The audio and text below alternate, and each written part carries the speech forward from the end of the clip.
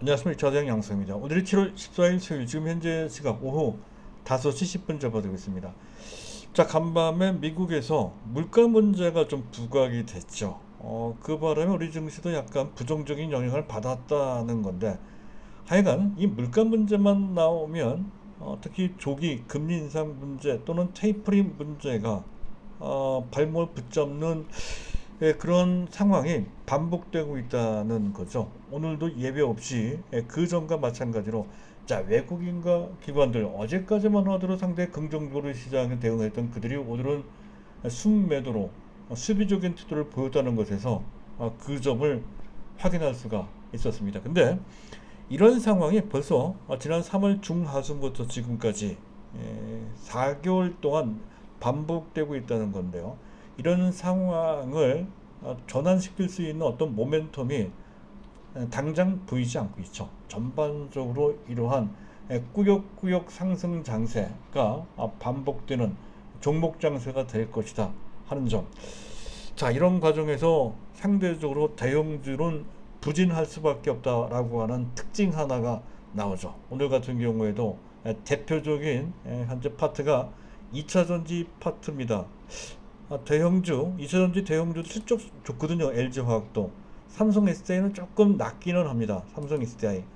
또 현재 SK이노베이션 및 또 우리 종목인 SKC 같은 종목들은 2차 전지들이 상당히 좋았음에도 불구하고 이들 종목들은 상대적으로 탄력이 떨어지는 모습을 보였고, 반면에 중소형주들은 상당히 좋았습니다. 일진머티리얼스, 대주전자재료, 나노신소재, LNF, 또 대보마그네틱스, 이건 탄력이 약간 떨어지네요. DI 동일 같은 또는 현재 에코프로 BM 같은 종목들이 상당히 탄력이 좋았다는 건데요. 그들이 대형주가 아니고 중소형주였기 때문에 이런 탄력이 상당히 강하게 표출됐다라고 볼 수 있는 그런 상황을 할 수 있겠습니다. 또 한 가지 특징은 순환매가 돌고 있다라고 하는 건데요. 자, 어제까지만 하더라도 제가 그동안 계속 현재 입이 아플 정도로 강조했던 메타버스 관련주들이 사실은 무차별적으로 많이 올라갔습니다. 동시다발 무차별적으로 많이 올라가는 것은 단기 과열 징후거든요. 어쨌든 그런 것 때문인지 그들이 탄력이 떨어지는 특정 종목은 주가가 급락하는 그런 모습까지 나왔죠. 아제네스텍이나 또는 인트로메딕이나 또 옵티시스 같은 종목들이 대표적인 케이스가 됩니다. 자, 이들 종목들이 주춤되고 우리 종목 중에서는 알체라 같은 종목도 장중 강세에서 약세로 전환된 것도 그런 흐름에 영향을 받은 것이죠. 그래서 메타버스 테마에서 그 바텀을 이어받아 2차전지 중소형 소재주들이 부각되는 순환매가 나왔다라고 하는 특징이 있습니다.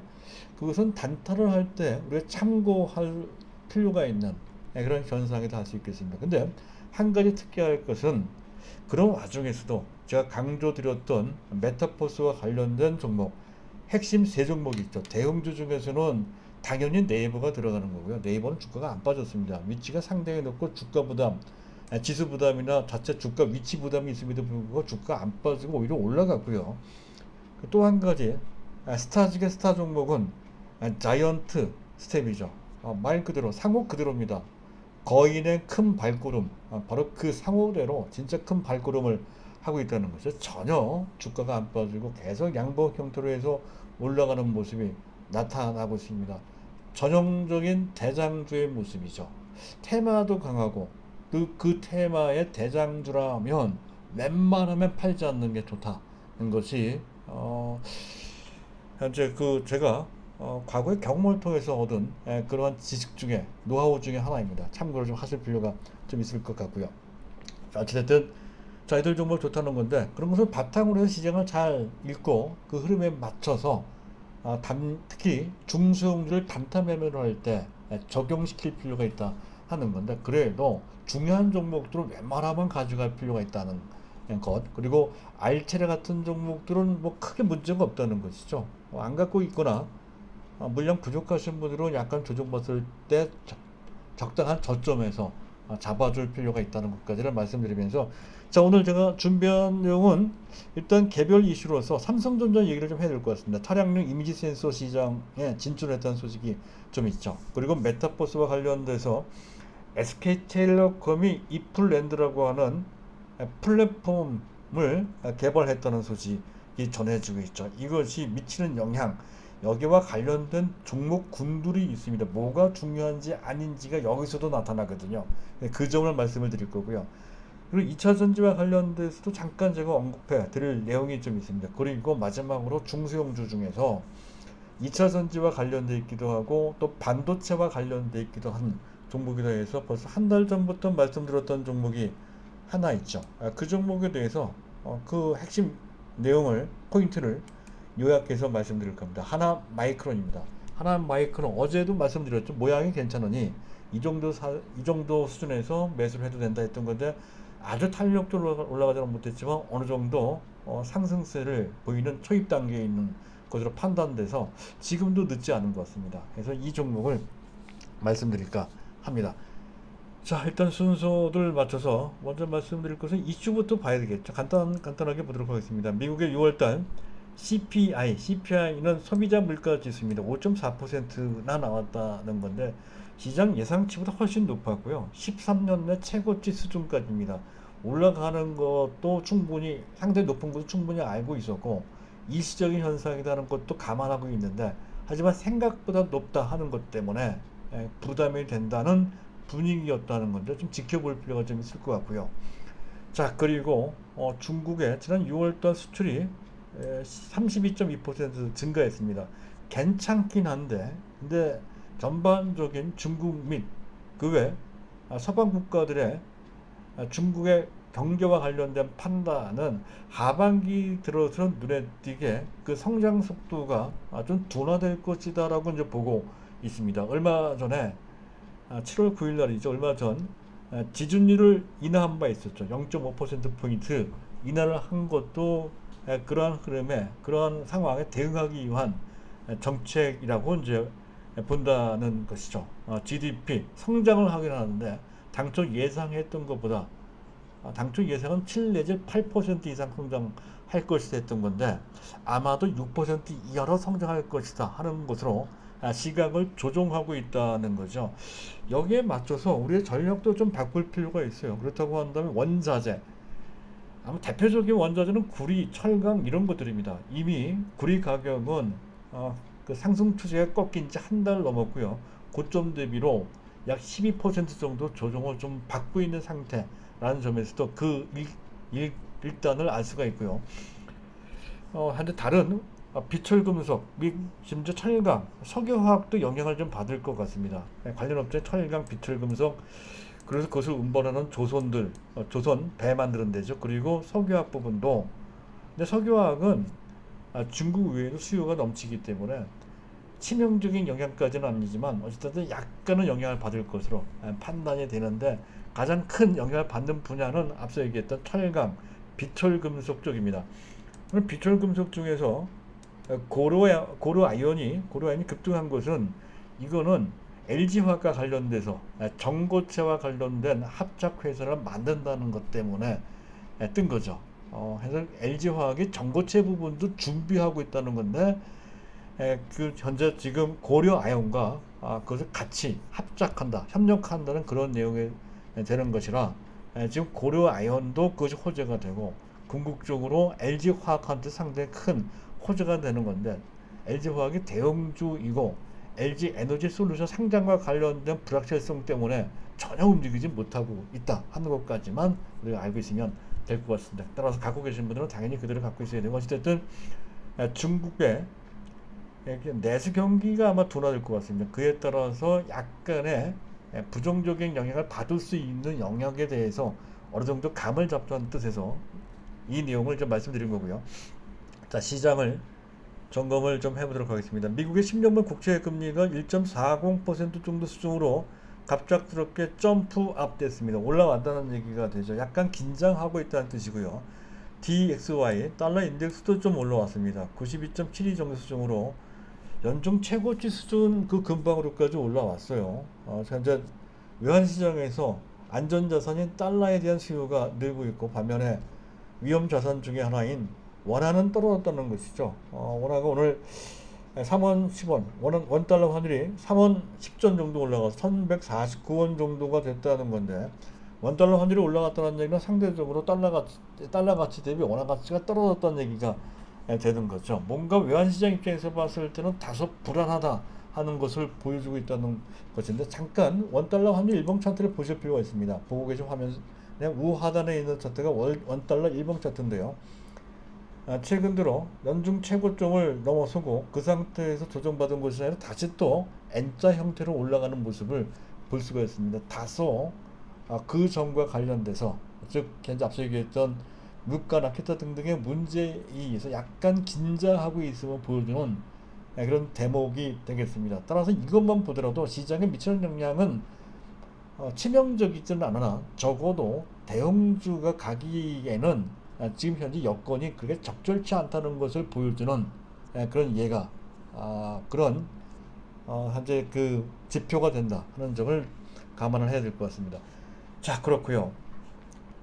오늘 주변 증시를 보면 약간 약세네요. 일본 증시 좀 약하고, 전체적으로 물가와 관련돼서 미국 증시가 추가적으로 더 조정을 받을 수 있는 그런 분위기인 것으로 판단되는데, 뚜껑 열어봐야죠. 아직은 잘 모릅니다. 하지만 그 전에 그랬듯이 이 문제 또한 여하히 잘 소화를 해내가는 그런 과정이 나올 것이라는 건데, 우리 증시는 특히 대형주들의 발목이 붙잡히는 그런 악재로 작용된다, 이런 관점이 되겠고요. 자, 그리고 수급은 이거는 자막을 좀 지워놓고 보도록 하죠. 지금 자막을 지워놓고, 그리고 테이블을 잠깐 볼 텐데요. 어제까지만 하더라도 외국인 기관이 대규모로 순매수했던 것에서, 오늘은 외국인 기관이 합계해서 근 6천억 정도로 순매도하는 그런 변신수를 보였다는 거죠. 현재 그 수급의 일관성이 상당히 없죠. 수급이, 그들의 포지션이 상당히 가변적입니다. 지수와 관련돼서 자신이 없다는 뜻도 된다는 것이죠.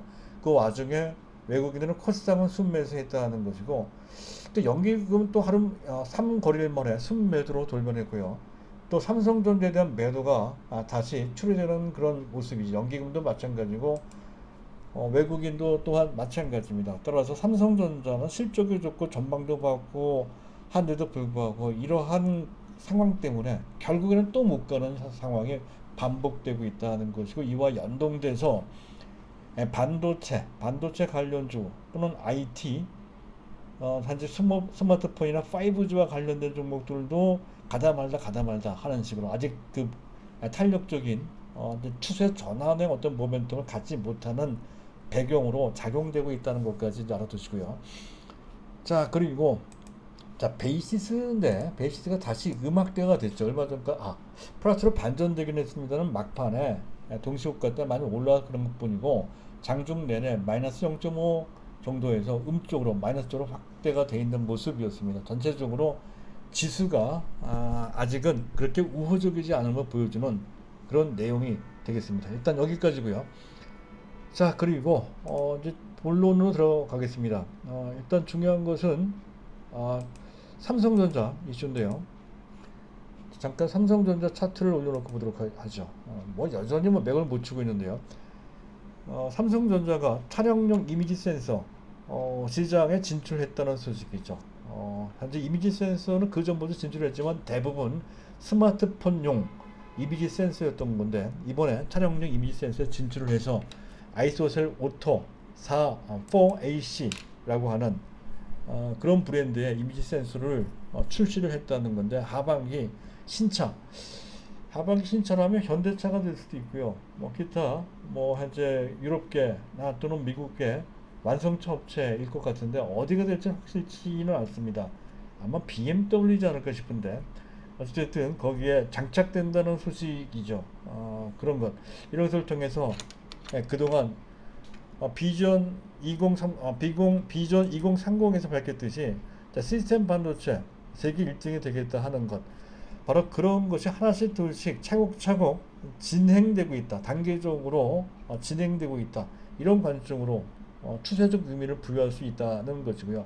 어찌됐든 이를 통해서 이미지 센서 현재 1위인 소니, 소니는 현재 자동차용 임시 센서까지를 포함해서 전 세계 시장 점유율 45%인데 삼성전자 근 20% 정도 수준입니다. 작년만 하더라도 54대 18 정도로 해서 거의 3분의 1 정도 수준이었던 건데 1년 사이에 그 격차를 어느 정도는 좁혀 나가고 있습니다. 그래서 이를 통해서 소니라고 하는 그 1위 업체를 맹추격하는 그런 모멘텀을 갖게 됐다 하는 관점으로 보실 필요가 있는데, 단기적으로는 이 호재는 전혀 주가에 반영될 소지가 없습니다. 따라서는 장기적 안목으로만 이제 보시면 될 그런 내용이라고 보시면 될 것 같고요. 자, 그리고 이제 메타버스와 관련된 이슈인데 뭐 계속 현재 매스컴을 통해서 보도가 되고 있습니다. 얼마 전 LG 디스플레이에서는 신입사원 교육용으로 메타버스를 활용했다는 얘기도 그 보도된 바 있었고요. 이번에는 은행장들이 메타버스를 열공하고 있다라는 소식도 전해지면서 실제로 하나은행 같은 경우에 가상 글로벌 캠퍼스를 개설했다는 소식도 있죠. 근데 그것보다 중요한 것은 SK텔레콤입니다. SK텔레콤이 사실상 국내 메타버스 플랫폼을 독점하다시피 하고 있는 제페토에 도전장을 냈다라고 하는 그런 기사가 나왔다는 건데요. 그 메타버스 플랫폼이 이프랜드입니다. 아이프랜드가 아니고요. 이프랜드. 이프는 가정이죠. 가정. 그리고 랜드는 땅, 어떤 공간. 그래서 뜻한다는 건데 이런 뜻이 있다고 해요. 모든 가능성 if죠. 그것이 현실화되는 공간. 그래서 랜드. 그래서 if랜드라고 이렇게 명명했다는 건데요. 자, 이것은 그 모든 가능성을 가상 공간에서 현실화시킬 수 있는 그 전체적인 공간을 뜻한다 하는 것이고, 자신의 개성을 한껏 드러낼 수 있는, 표출할 수 있는 그런 수단을 제공한다는 거죠. 아바타의 외형, 뭐 현재 얼굴이나 또는 어떤 체형 이런 것까지 다, 그리고 동작, 표정까지 그것을 다양하게 표출할 수 있는 툴을 제공한다 하는 그런 플랜을 현재 지금 제시하고 있고요. 근데 여기서 이런 것은 사실은 현재 지금 SKT뿐만 아니라 메타버스 기타 등 다른 플랫폼에서도 다 똑같이 약간 각도는 다르겠지만 그 정도는 비슷할 겁니다. 상당히 강하게 그 부분을 다 준비를 하고 있다는 건데, 가만히 보면 거기에 핵심이 되는 파트가 있죠. 바로 VFX 기술입니다. VFX. 시각 특수 효과죠. 시각 특수 효과 이 기술, 또 그와 연동돼서 버추얼 휴먼 가상 세계에 있는 현재 실사된 인간형을 버추얼 휴먼이라고 합니다. 이것은 최근에 신한 라이프에서 TV 광고를 통해서 로지라고 하는 모델이 나오고 있죠. 그 로지라는 모델은 실존 인물이 아니라 가상 공간에서 만들어진 인물입니다. 그 모델 로지라고 하는 모델이 나와서 춤도 추고 한단 말이죠. 그게 바로 버추얼 휴먼이거든요. 그래서 이 시각 기술이 상당히 중요해진다는 것이죠. 그리고 아바타를 제작하는 게 상당히 중요합니다. 아바타. 그래서 안면이나 전신 인식. 아바타라고 하는 것은 내 자신의 분신인데 막 만드는 것이 아니라 나를 상당히 닮은, 나의 캐릭터를 잘 표시하는 그런 그 자기의 분신이 현재 만들어진다는 그런 개념이 있거든요. 그랬을 때 그 자기 자신을 잘 표출하는 안면 및 그리고 전신 인식할 수 있는 기술이 상당히 중요해진다는 그런 뜻이 되겠습니다. 그런 걸 보면 그 메타박스 많은 분야, 많은 분야들이 있죠. 디바이스도 있고 또 플랫폼도 있고 또 콘텐츠도 있고 기타 등등 많은 분야가 있습니다. 게임도 있고 말이죠. 그 분야 중에서 최근 들어서 이런 것을 다 감안해서 우선 현재 그 수혜를 받을 수 있는 분야가 따로 먼저 부각되는 측면이 있다는 것이죠. 그게 바로 VFX, 아바타 등 시각 기술이고요. 시각 기술. 우리 종목이 바로 거기에 있죠. 그래서 웬만하면 팔지 말라고 제가 말씀드렸던 거고요. 그리고 콘텐츠. 우리는 하고 있지는 않습니다만은 이 콘텐츠 상당히 중요해요. 보편적으로 미국에서 로블록스 등은 게임에 그 초점이 맞춰져 있지만 우리나라는 음악에 초점이 맞춰져 있다는 것이죠. 가장 대표적인 것이 하이브입니다. 하이브가 있고요.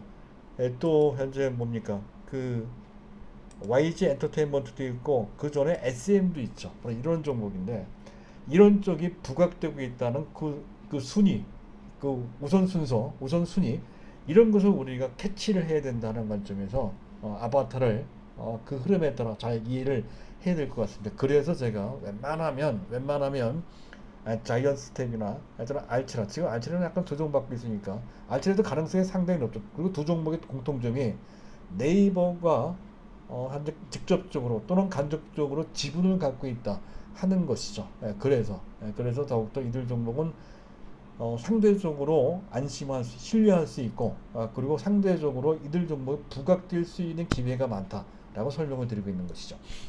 자, 여기까지. 세 번째는 뭡니까? 2차 전지 관련주들을 잠깐 들여다보도록 하겠습니다. 일진머티리얼스, 대주전자재료, 기타 등등인데 오늘 갑자기 올라갔어요. 올라간 것은 어제 LNF가 실적이 좋을 것이다 라고 하는 증권사 레포트 때문에 급등을 했고, 그에 자극을 받아서 다른 2차 전지들이 덩다리로 그 시세를 분출한 측면도 있다는 건데, 그것 말고도 이번 주에 유럽연합의 친환경 정책이 발표된다는 것도 기대가 그 모멘텀이 될 수가 있겠고요.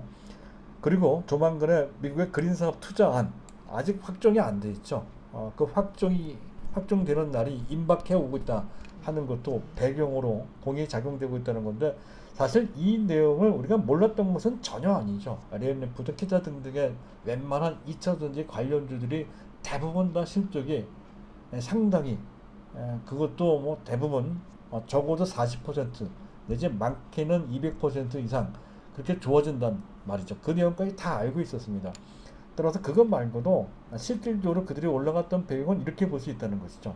신문 보도, 오늘 그와 관련돼서 아마 한국경제신문인 것 같은데요. 글로벌 대비 우리나라 2차 전지 관련주들이 상대적으로 덜 올라왔다 하는 그런 기사가 보도된 바 있습니다. 그런 것도 영향을 미쳤던 것으로 판단이 되고, 그리고 결정적으로는 순환매입니다. 순환매. 따라서 이들 종목이 아무리 좋다고 하더라도 이런 순환성에 의해서 올라온 측면이 상당히 강하니 이들 종목을, 더군다나 우리가 LG화학이나 SKC를 갖고 있는 입장에서는 더욱더 이들 종목을 쫓아가면서 추격해서 매수하는 것은 다소 불편하다는 것이죠. 오히려 이중 대주전자재료나 나노신소재는 그 일전에 제가 초고속 충전과 관련돼서 새로운 테마다 해서 하나마이크론과 더불어 같이 설명을 드린 바 있었는데요. 그 대주전자재료나 이 나노신소재는 기술적으로 상당히 부담되는 그런 모습을 하고 있습니다. 따라서 단기 목표가까지 와 있으니 상황에 따라서 특별히 매도 시료가 나오는 매우 흔들리는 모습이 나올 때는 단기 매도할 필요가 있다 하는 거죠. 그걸 고려해야 된다는 거죠. 갖고 계신 분들은 그런 관점으로 그들 종목을 대주전자재료나 나노신소재를 보시면 된다는 거고요. 자, 그리고 마지막으로 현재 그 뭡니까, 하나마이크론, 테스나가 아니고요. 테스나는 말씀드렸죠.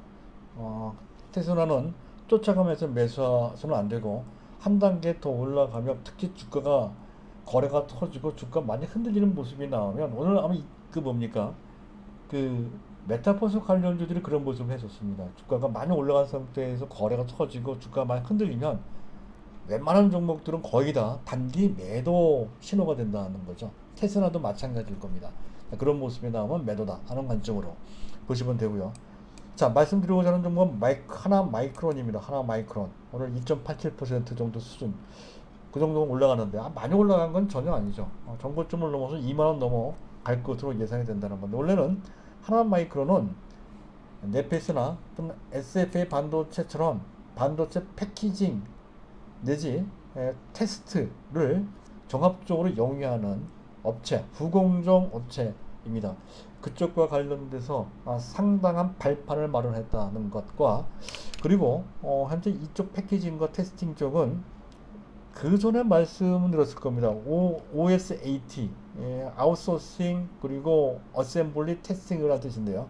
어셈블리, 조립과 패키징을 뜻하는 것이죠. 그리고 테스트는 특히 현재 반도체 완제품을 만드는 삼성전자 또는 SK하이닉스 같은 업체들 입장에서 봤을 때 자체적으로 그것을 수행하는 것이 아니라 바깥으로 주문을 넣는 외주한다고 하죠. 외주하는 그런 트렌드가 강력히 형성되고 있다는 것. 그래서 OSAT라고 하는데 그 흐름이 상당히 강합니다. 그 수혜를 받는다는 것에서 일단 추세적으로 중요하다 하는 건데 그것도 그렇지만 하나 머티리얼스 지분이 탄탄해요. 지분이 탄탄합니다. 지분 32.7% 실적이 상당히 좋다는 거죠. 그에 따라서 실적 효과가 생길 것이다 하는 것. 근데 가장 결정적인 것은 최근에 물적 분할한 자회사 하나 WLS 효과가 크다는 것이죠. 원래 이 업체는 반도체 패키징과 관련된 범핑, 칩과 뭡니까 그 웨이퍼판을 연결시키는 것을 범핑이라고 합니다. 범핑. 이 범핑 또는 그것을 또 테스트하는 프로브 테스트에 특화되어 있는 사업이 주업인데요. 최근에 특별한 기술을 하나 갖게 됐다는 것이죠. 그것이 SiC RDL 기술입니다. SiC RDL 기술, 광폭 층재별이라는 뜻인데 이것은 초고속 충전 IC는 직접 회로죠. 직접 회로. 초고속 충전 IC용으로 쓰인다는 거죠. 실제로 이것은 삼성전자 갤럭시 시리즈 배터리에 좀 장착되고 있는 그런 기술, 적용되고 있는 그런 기술이고 더 나아가서 현재 차량용 고속 충전 IC로도 쓰인다는 거죠. 실제로도 그것이 NXP 세계 최대의 차량용 반도체 업체가 바로 NXP인데 거기에 납품되고 있다는 거죠. 그래서 그 외에 뭐 범핑, WLP나 플립칩, 또 SIP나 SOC 등 기타 하이엔드 패키징 망라하는 그런 기술을 갖고 있다 하는 것을 말씀드리면서 이 종목이 괜찮을 것 같다 하는 것. 다만 부채가 좀 높다는 것 뿐인데 최근과 같이 금리가 낮은 상태에서는 이것이 치명적인 부담은 전혀 아니다 하는 관점에서 이 종목을 설명드린 바 있었습니다. 그 내용을 다시 한번 상기하는 차원에서 말씀드린 거고요. 하나마이크론 같은 경우에는 이런 내용, 특히 자동차에서, 전기차에서 가장 핵심이 되는 것은 전체 주행거리로 그렇게 알려져 있었습니다. 그래서 보편적으로 주행거리는 미국의 테슬라를 기준으로 봤을 때 480km 내지 500km 정도 그 수준에서 상향 평준화가 되고 있는 그런 상황입니다. 특별히 전고체 배터리나 더 효율적인 배터리가 개발돼서 그래서 그와 관련된 배터리가 그 전기차가 나오면 그때 가서는 달라질지 몰라도 현재 시점에서는 지금 배터리 그 전기차 주행거리는 서로 상당히 치열하게 부딪히는 그런 상황 속에서 주행거리는 상향 평준화되고 있는 그런 와중이므로 주행거리 그 자체가 더 이상 특히 테슬라 같은 경우에 장쪽으로 부각되지는 않고 있다는 것이죠. 오히려 똑같은 주행거리라도 그 배터리를 빨리 충전하는 것, 이것이 어떤 그 장점으로 부각되는 그런 상황이 만들어지고 있다는 것이죠. 빠른 속도로 초고속 충전을 누가 더 빨리 하느냐에 따라서 경쟁력이 달라지는 상황이 만들어지고 있다는 것에서 그 전과 달리 초고속 충전 기술이 상당히 중요해지고 있다라고 이제 설명을 주고 있죠. 그래서 그거와 관련된 현재 그 IC 직접 회로를 갖고 있는 직접 회로 기술을 갖고 있는 자회사를 보유하고 있는 하나마이크론이 부각될 소지가 상당히 높다는 것. 따라서 반도체만 따지면 지금 당장은 아닌데 2차 전지 초고속 충전 기술과 관련돼서 하나마이크론이 부각되는 수준이 나올 소지가 높은 그런 상황이라고 한다면 또 현재 차트상으로 봤을 때 위치가 괜찮은 것 같아요. 그리고 이 상태에서 정고점 17,000원입니다. 17,000원을 넘어서는 그런 모습이 나온다 라고 했을 때에는 상당히 지원스럽게 올라갈 그럴 가능성도 다분히 있습니다. 따라서 단기적 목표 가격을 2만원으로 잡아놓고 추세적으로는 그 이상도 볼 수가 있는데 일단 단기 1차 목표를 2만원 정도를 보고 일단 어느 정도 매수해 둘 필요가 있다 하는 정도를 설명드리면서 자, 오늘은 여기 이런 정도로 해서 마칠까 합니다. 감사합니다.